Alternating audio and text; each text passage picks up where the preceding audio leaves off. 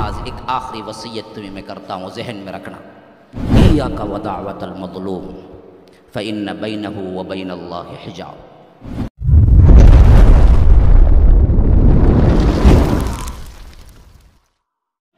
अल्लाह के रसूल सल्लल्लाहु अलैहि वसल्लम ने मुआज़ इब्न जबल को आखिरी ज़माने में शाम का गवर्नर बना के भेजा।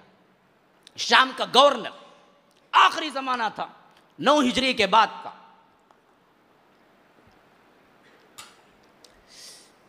अल्लाह के रसूल पैदल चले, हज़रत मुआज़ इब्न जबल सवार थे।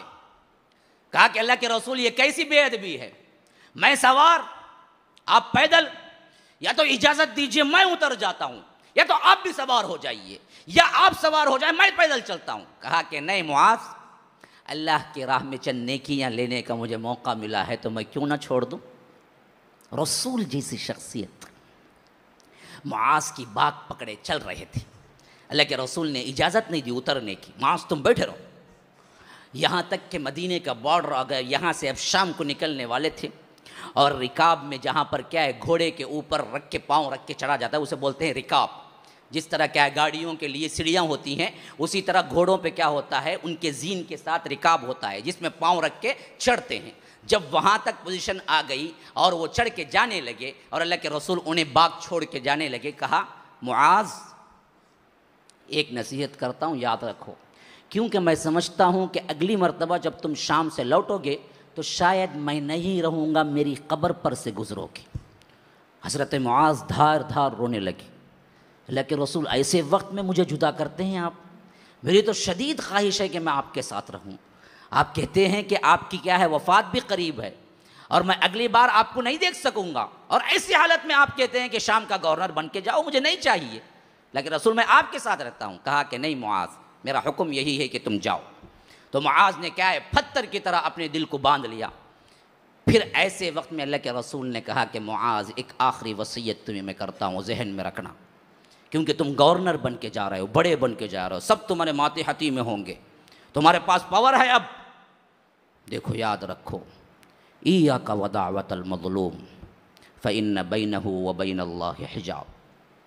देखो मज़लूम की बद्दुआ से बचो, मज़लूम की बद्दुआ से बचो। खा काफिर हो, खा मुशरिक हो, खा मुल्हिद हो, खा कोई भी मज़हब का मानने वाला हो, खा मुसलमान हो या नहीं हो, अल्लाह और उसके दुआ के दरमियान कोई हिजाब नहीं होता। अल्लाह फ़ौरन कबूल करता है, अल्लाह फ़ौरन कबूल करता है मज़लूम की बद्दुआ। ये नहीं देखता कि उन्हें काफिर है। जिन बीवियों को पीसते हैं शौहर, जिन ससुराली घरानों के अंदर बहुओं को तजलील किया जाता है, याद रखो वो मजलूम है। अगर उनकी निकली हुई अगर तुम्हें दुनिया में नहीं मिली तो वो आए सब मिलके अजाब की शक्ल में तुम्हें आखिरत में मिलेंगी। अल्लाह के पास देर है, अंधेर नहीं है। देर हो सकता है।